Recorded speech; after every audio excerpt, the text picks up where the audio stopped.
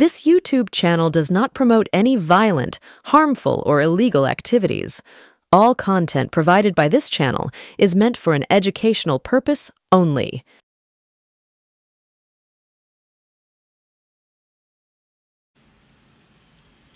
নমস্কার, সুপ্রভাত।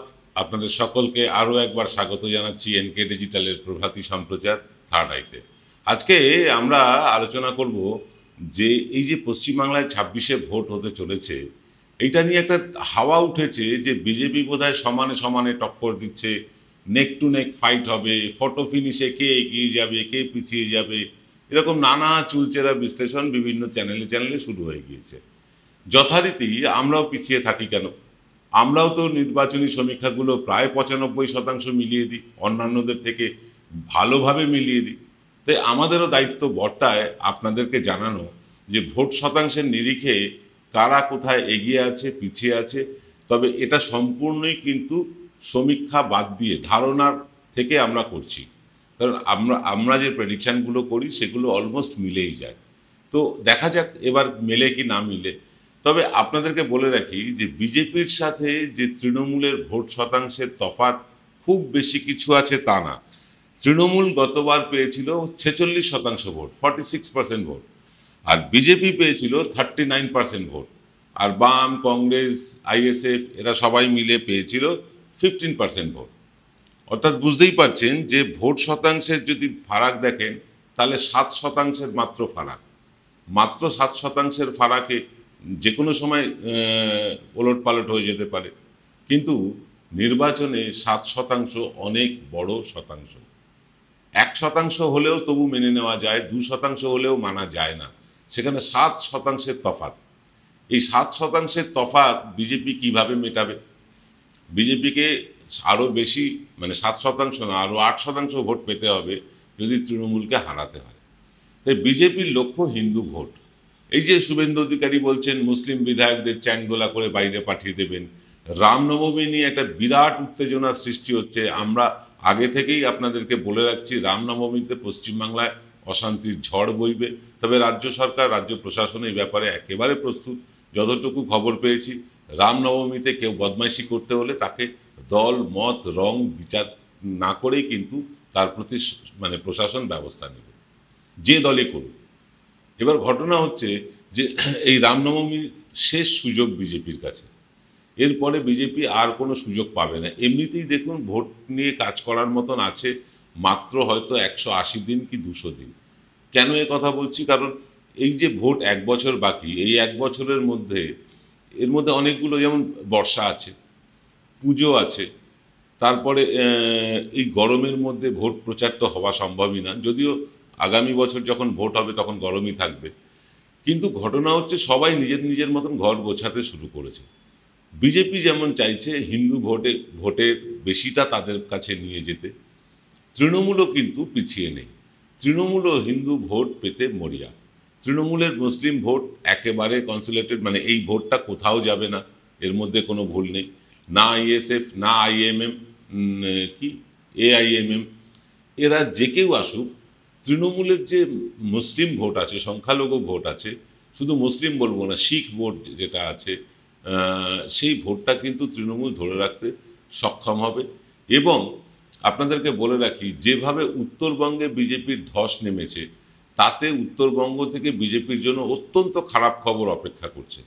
তাদের এই যে 39% ভোট, 39% ভোট তারা পেয়েছিল, এর অধিকাংশটাই এসেছিল কিন্তু উত্তরবঙ্গ থেকে। এবার উত্তরবঙ্গ বেশ নড়বড়ে। আমরা বেশ কয়েকটা পয়েন্ট নোট করেছি। দেখুন, গত পরশু দিনকে সম্ভবত তৃণমূলের একটা ভার্চুয়াল বৈঠক হয় সুব্রত বক্সির সভাপতিত্বে, এবং সেখানে তিনি রাজ্য সভাপতি, তিনি নিজে ঘোষণা করছেন আমাদের নেতা অভিষেক।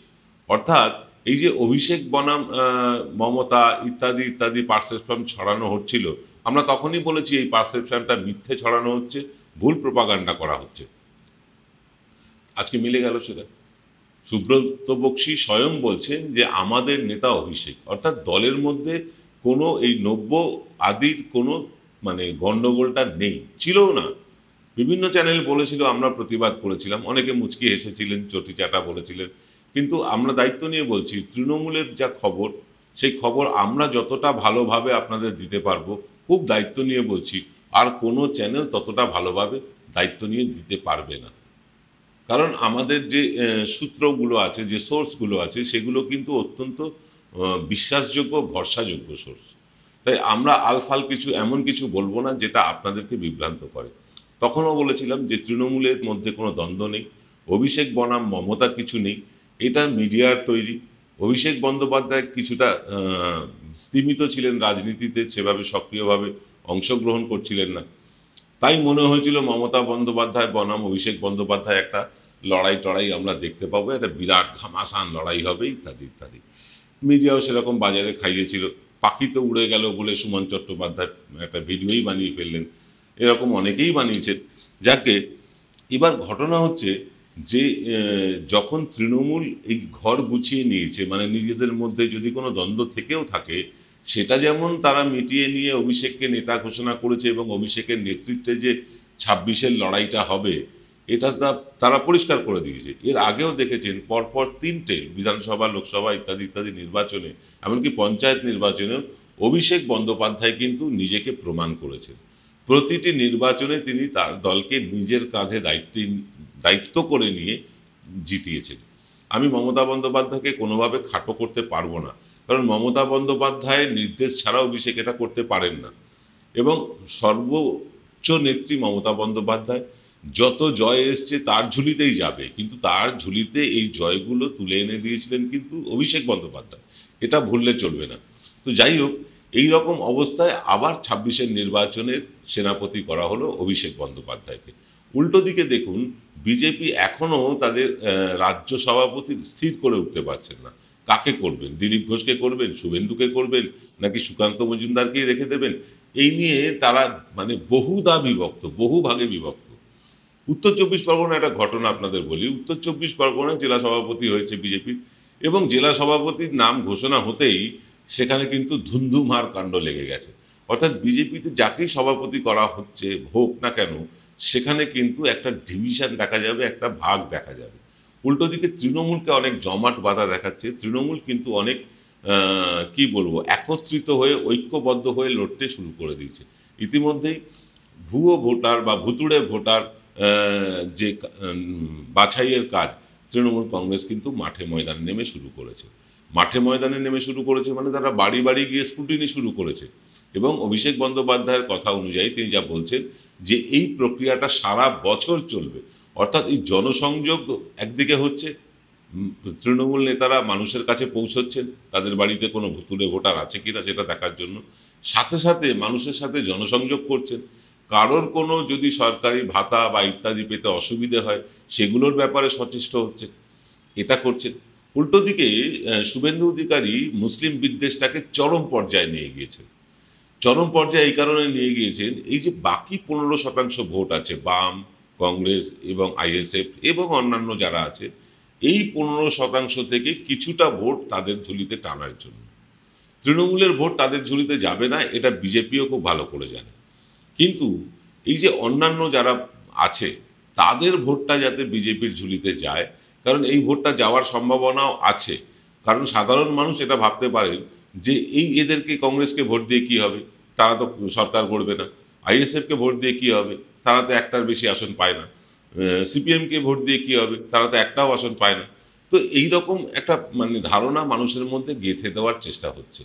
এবং সেই হিন্দু ভোটটা, এই 15% ভোটের মধ্যে হিন্দু ভোটটা বেশিরভাগ অংশটা কিন্তু বিজেপি পেতে চাইছে। তাই এত ধর্মীয় উন্মাদনা, তাই এত মুসলিম বিদ্বেষ ইত্যাদি ইত্যাদি চলছে। বাংলাদেশকে দেখিয়ে ভয় দেখানো, পশ্চিমবাংলা মুসলমানদের দখলে চলে যাবে ইত্যাদি ইত্যাদি প্রোপাগান্ডা চলছে। এইটা আরও উচ্চগ্রামে উঠবে, আরও উঁচুতে উঠবে। তবে উঁচুতে উঠলেও 7% ছোঁয়া কি সম্ভব? অর্থাৎ 46% তৃণমূলের ভোট, সেই ভোটটাকে ক্রস করা বিজেপির পক্ষে সম্ভব? সেটাও বিস্তারিত আলোচনা করব আপনাদের সাথে। তবে তার আগে নিয়ে নিতে হবে ছোট্ট একটা বিরতি। Found Kolkata's first ever sweet shop serving so unique items like Dab Malai Curry, Motichur Truffle, Gajor Borfi, Dab Kalakand, and I had to try them. শুধু তাই নয়, শক্তিগড়ের ল্যাংচা, বর্ধমানের সীতাভোগ, মালদার পোস্তকদম, বহরমপুরের ছানা বড়া, এগুলো সবকিছু খেতে হলে আর এত দূরে যেতে হবে না। সুন্দরিনী ন্যাচারালসে পেয়ে যাবে পশ্চিমবঙ্গের বিখ্যাত 10টা জেলার মিষ্টি all under the same roof. এদের বেস্ট সেলার্স কচি ডাবের শাঁস দিয়ে বানানো ডাব মালাইকারি আর কলা পাতায় মোড়া গুড়ের সন্দেশ পাতুরি আর মাস্ট ট্রাই।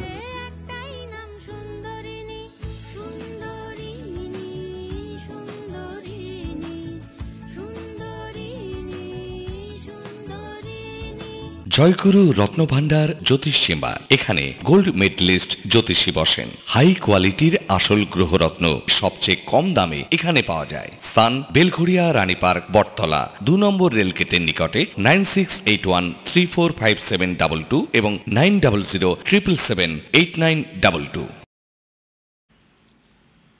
ফিল্ম বিরতির পর আপনারা দেখছেন এনকে ডিজিটালের প্রভাতী সম্প্রচার থার্ড আইতে আজকে আমরা আলোচনা করছি যে আগামী 26-এর ভোটে কারা কত শতাংশ ভোট পেতে পারে। গতবারেরটা আরও একবার বলে দিই, 46% পেয়েছিল তৃণমূল কংগ্রেস, 39% পেয়েছিল বিজেপি এবং অন্যান্যরা পেয়েছিল 15%। আমি সম্প্রতি বিজেপির যে গড় যেটাকে বলে ধরা হয় সেই জায়গাটা ঘুরে এলাম, অর্থাৎ উত্তরবঙ্গ, কোচবিহারটা বাদে উত্তরবঙ্গ ঘুরে এলাম এবং আগামী 3রা এপ্রিল থেকে আমি আবার বেরোচ্ছি। সেটা হচ্ছে পূর্ব মেদিনীপুর, পশ্চিম মেদিনীপুর, ঝাড়গ্রাম এবং পুরুলিয়া, এই 4টে জেলা। এখানে মোটামুটি বিজেপির একটা ভোট আছে, অস্বীকার করার কোনো জায়গা নেই। এই ভোটটায় বিজেপি উত্তরবঙ্গে ধস নেমেছে, আমরা আপনাদেরকে আগে বলেছি। উত্তরবঙ্গে শঙ্কর ঘোষ বনাম জন বার্লার যে লড়াই, তার সাথে আমি নামটা এই মুহূর্তে মনে করতে পারছি না, কার্শিয়াংয়ের যিনি বিধায়ক, এই যে এই লড়াইটা কিন্তু বেশ জমে উঠেছে এবং এইখান থেকে মানে বিজেপির ওপর মানুষ আস্থা হারিয়েছে। এর অনেকগুলো কারণ আমি আগেও ব্যাখ্যা করেছি। কারণ উত্তরবঙ্গের জন্য উত্তরবঙ্গকে আলাদা রাজ্য করে দেওয়া হবে, বিজেপি সেই প্রতিশ্রুতি রাখেনি। চা বাগানের জন্য কোনো ডেভেলপমেন্ট হয়নি, বরং পশ্চিমবঙ্গের দার্জিলিং চায়ের বদলে এখন আসাম থেকে চা কিনতে হবে এমন একটা প্রক্রিয়া শুরু হয়ে গিয়েছে।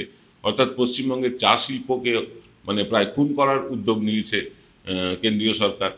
এছাড়াও এই যে আবাস যোজনার টাকা পায়নি মানুষ, 100 দিনের কাজের টাকা পায়নি মানুষ এবং বিজেপির পক্ষ থেকে। কিন্তু উল্টো দিকে তৃণমূল করেছে কি, যারা এই আবাস যোজনার টাকা পায়নি তাদের মাথায় ছাদ তৈরি করে দিচ্ছেন, প্রচুর বাড়ি তৈরি করে দিচ্ছেন তারা, এবং 100 দিনের কাজের টাকা যারা কাজ করেও পাননি তাদের টাকাও কিন্তু তৃণমূল মানে সরকার তাদের থেকে দিয়ে দিচ্ছে। অর্থাৎ তৃণমূল সরকার মানুষের ক্ষতি হোক এটা চাইছে না। উল্টো দিকে বিজেপি এমপি এমএলএরা তারা খুব বড়াই করে বলে আমরা কেমন টাইট দিয়েছি দেখো, পশ্চিমবঙ্গ সরকারকে কেন্দ্রীয় সরকার টাকা দিচ্ছে না। এই কেন্দ্রীয় সরকার টাকা না দেওয়ার পেছনে তারা বিভিন্ন রকম বাহানা দেখাচ্ছে। কখনো বলছে আমাদের হিসেব দেওয়া হচ্ছে না, হিসেব দেওয়া হলে তারা সেটা মানছে না। তারা পর্যবেক্ষক পাঠাচ্ছেন, একের পর এক পর্যবেক্ষক আসছেন, পর্যবেক্ষকরা রিপোর্ট দিচ্ছেন না হিসেবে তেমন গরমিল নেই। 100 দিনের কাজে শোনা যাচ্ছে বেশ কিছু গরমিল পাওয়া গিয়েছে, 2.5 লক্ষ না 25 লক্ষ গরমিল পাওয়া গিয়েছে। তো রাজ্য সরকার বা রাজ্য সরকারি দল তৃণমূলের পক্ষ থেকে বলা হয়েছে যে যাদের গায়ে গরমিল পাওয়া গিয়েছে তাদের বিরুদ্ধে অ্যাকশন নিন এবং যাদেরটা ন্যায্য পাওনা, হকের পাওনা সেটা দিয়ে দিন। সেটাও কেন্দ্রীয় সরকার দিচ্ছে না। জিএসটির টাকা মাসের পর মাস, বছরের পর বছর আটকে রাখা হয়েছে, তারপরেও কিন্তু পশ্চিমবাংলার ডেভেলপমেন্টটা আটকায়নি। এবং ভোট যত এগিয়ে আসবে দেখবেন তৃণমূল সরকারের পক্ষ থেকে আরও বেশ কিছু জনকল্যাণকারী প্রকল্পের কথা ঘোষণা হতে পারে লক্ষ্মীর ভাণ্ডারটাকে বাড়িয়ে দেওয়া। বিজেপি বলছে বটে যে তারা ক্ষমতায় আসলে 3000 টাকা করে লক্ষ্মীর ভাণ্ডারে টাকা দেবেন বা অন্নপূর্ণা ভাণ্ডার করবেন, এটা বলছেন তারা। কিন্তু দিল্লির দিকে তাকিয়ে দেখুন, মধ্যপ্রদেশের দিকে তাকিয়ে দেখুন বা হরিয়ানার দিকে তাকিয়ে দেখুন, এখানেও তারা বলেছিল যে আমরা ভোটে জিতলে 2500 টাকা করে দেবো, 3000 টাকা করে দেবো সমস্ত মহিলাদেরকে। কিন্তু দেখা যাচ্ছে কি কার্যত মানে রাজ্যের সেই রাজ্যগুলোর, হরিয়ানা বলুন, দিল্লি বলুন, মধ্যপ্রদেশ বলুন, এই রাজ্যগুলোর মাত্র 20 থেকে 25% মহিলারাই এই টাকা পান, বাকি 75% মহিলারা পানই না। কিন্তু পশ্চিমবাংলার ক্ষেত্রে তা নয়। পশ্চিমবাংলার ক্ষেত্রে প্রায় 100% মহিলা লক্ষ্মীর ভাণ্ডার 1000 টাকা করে পাচ্ছেন, 1200 টাকা করে পাচ্ছেন। এটা বাড়তেও পারে, মমতা বন্দ্যোপাধ্যায় ভোটের আগে একটা চমক দিতেও পারে। হ্যাঁ, এবার যেটা হচ্ছে যে উত্তরবঙ্গে তো যেটা দেখে এলাম সেটা আপনাদেরকে বললাম। বিজেপি যদি উত্তরবঙ্গের ভোট ধরে রাখতে না পারে, তাহলে বিজেপির যে ৩৯% ভোট আছে সেই ভোটটা কিন্তু আরও 4% নেমে যাবে, অর্থাৎ ৩৫% চলে আসবে বিজেপির ভোট। উল্টো দিকে ৪৬% ভোট তৃণমূলের আছে, তারা কিন্তু এক ধাক্কায় ৩-৪% ভোট বাড়িয়ে নেবে উত্তরবঙ্গের ভোটটা পেয়ে, এবং ১-২% ভোট কিন্তু বাম কংগ্রেসের পক্ষেও যাবে। আমি আপনাদেরকে বলি, উত্তরবঙ্গের বিভিন্ন জায়গায় কিন্তু বামেরা নিজেদের শক্তি বৃদ্ধি করতে সক্ষম হয়েছে।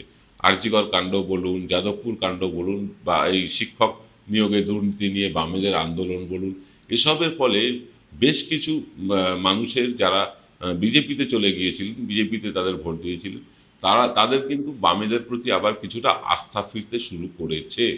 আমি যেটা সচক্ষে দেখে এসেছি যে বামেরা কিন্তু এইবার আর খালি হাতে বিধানসভায় ঢুকবেন না, অর্থাৎ শূন্য থাকবে না বামেরা। বামেদের কিন্তু সিট মানে খাতা খুলবে, কতগুলো সিট পাবে পুরো মানে সমীক্ষা না করে বলা সম্ভব না, কিন্তু বামেদের ভোট শতাংশও বাড়বে এবং সাথে সাথে বামেরা কিন্তু খাতাও খুলবে বিধানসভায়। এটা আপনারা জেনে রাখুন। হয়তো একটা বা দুটো হতে পারে, বা তিনটে হতে পারে, 5টা হতে পারে, আমি এক্স্যাক্ট ফিগার বলছি না, কিন্তু বামেদেরকে আর ততটা দুর্বল মনে হচ্ছে না, অন্তত উত্তরবঙ্গে। তুলনায় তৃণমূল বেশ শক্তিশালী হয়ে উঠেছে উত্তরবঙ্গে। শঙ্কর ঘোষ বনাম জন বার্লার লড়াই এখন মানে কি বলবো, মুখে মুখে ঘুরছে উত্তরবঙ্গে। এদিকে আমি যেটা বলছিলাম যে পূর্ব মেদিনীপুর, পশ্চিম মেদিনীপুর এবং ঝাড়গ্রাম, পুরুলিয়া, এখানে গেলে হয়তো আরও চিত্রটা পরিষ্কার করতে পারবো। তবে আপনাদেরকে, অনুষ্ঠানটা অনেক বড় হয়ে যাচ্ছে, আপনাদেরকে একটা কথা জানিয়ে রাখি যে তৃণমূল কিন্তু ভোট শতাংশ বাড়াবে, এর মধ্যে কোনো ভুল নেই।